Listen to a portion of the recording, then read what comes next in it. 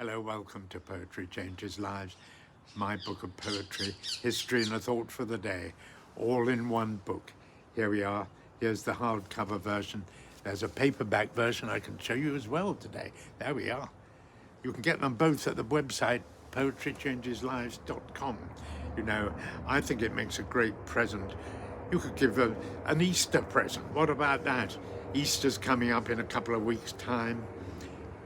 People quite often get together then and you could give them a little present. You say, I brought you a nice present. It's a book.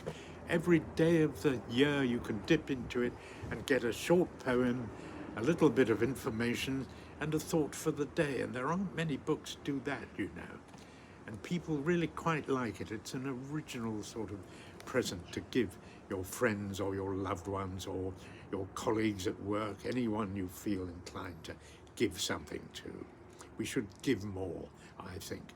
It's, you know, it makes you feel good if you give something. Let me demonstrate what's in this book. On this day in 1314, that's 700 years ago, the Grand Master of the Knights Templar, Jacques De Molay in France, was burnt to death at the stake in Paris. Why, one wonders? Well, the reason why this basically noble and gentle 72-year-old knight was so horribly put to death was that King Philip IV of France wanted to weaken the knights and take for himself their huge treasury which they had accumulated.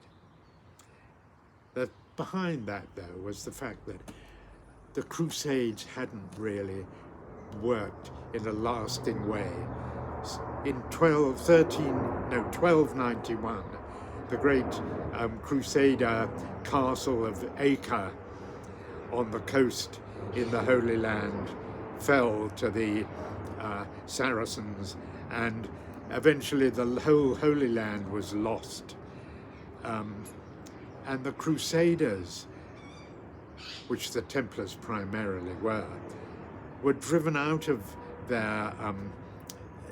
their territories in the Holy Land and returned to their countries of origin, such as France and Germany and England. And the kings of these countries saw these returning groups of armed men as a sort of a threat. Maybe they were right, but you know, the Templars were confident that the Pope would protect them, but sadly he didn't.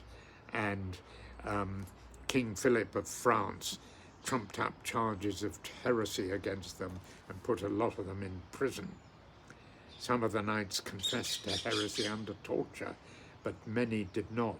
And Jacques De Molay and some others were sentenced to die. Gosh, the birds are loud today. The old man met his death with dignity, though later it was said that at the end he had shouted out a curse to the King Philip IV and Pope Clement, both to meet him before God, where they would be judged for their crimes. And in fact, within a year, both the French king and the Pope were dead, so maybe Jacques de Molay's curse worked. Nevertheless, burning the old man to death was a terrible, terrible thing to do. I'm going to read today Chaucer's description of a knight from his wonderful Canterbury Tales.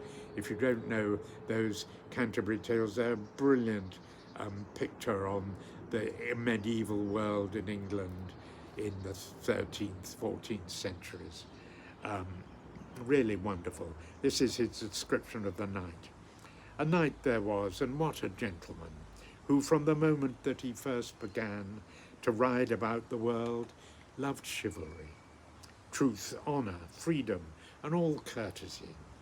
Full worthy was he in his sovereign's war, and therein had he ridden, no man more, as well in Christendom as heathenness, and honoured everywhere for worthiness. He was a truly perfect, noble knight. What a great description of a noble gentleman in medieval times. Today I will strive to be strong enough to stand up for my beliefs whatever the cost, though hopefully not burning at the stake like Jacques De Molay. Thanks for listening today. Have a good day.